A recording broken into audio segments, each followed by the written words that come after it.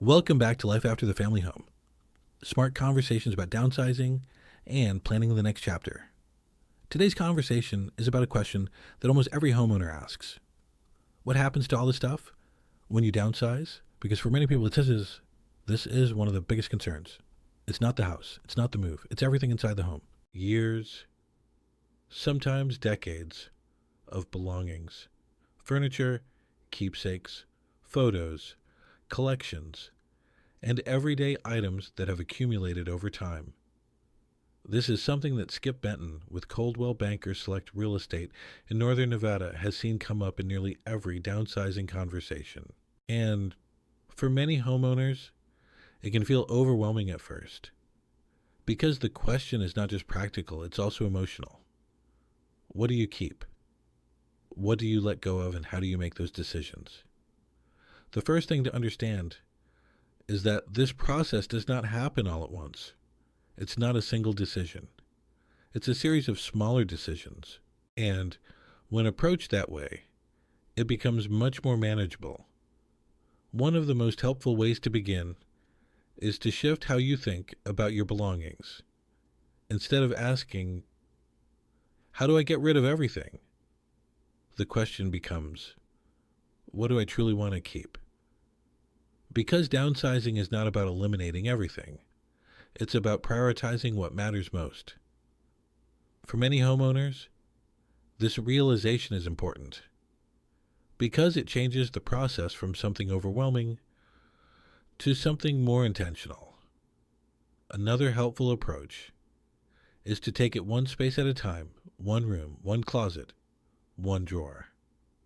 Not the entire house at once, because when everything is looked at together, it can feel like too much. But when broken down into smaller pieces, it becomes manageable, and progress begins to happen. There is also something else that often comes up during this process: the difference between items that are used and items that are simply stored. Over time, many homes accumulate things that are no longer part of daily life. Items that are kept but not used. And for many homeowners, downsizing becomes an opportunity to revisit those items. Not with pressure, but with perspective. Does this still serve a purpose? Does it add value to daily life? Or is it something that has simply been stored for years? These questions are not always easy, but they are helpful because they guide the process. Another important part of this conversation is understanding that not everything needs to be kept in physical form. Photos can be digitized. Documents can be stored electronically. Memories can be preserved in different ways. And that can make a significant difference in how much space is actually needed. There is also the question of passing things along. Many homeowners choose to share meaningful items with family members, not all at once, but gradually. This can turn the process into something positive, a way of passing along history, stories, and items that have meaning, instead of simply letting them go. For other items, donation becomes a meaningful option, knowing that something can still be useful to someone else, that it can serve a purpose beyond your home. That can make the decision easier. And then there are items that simply need to be let go. And that's part of the process as well. Because downsizing is not just about moving to a different home. It's about creating a space that fits your life today. And that often means making thoughtful decisions about what comes with you. This is something that Skip has seen many homeowners work through over time. And one thing becomes clear: the earlier this process begins, the easier it tends to be, because there is time. Time to make decisions gradually. Time to reflect.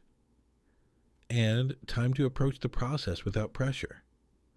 What often feels overwhelming at the beginning becomes much more manageable when it's done step by step. And something else happens along the way. Many homeowners begin to feel a sense of clarity a sense of lightness as the home becomes more organized, more intentional, and more aligned with how they actually live. Because in many cases, the goal is not just to move to a smaller home. The goal is to simplify life, to reduce what is no longer needed, and to create space for what matters most.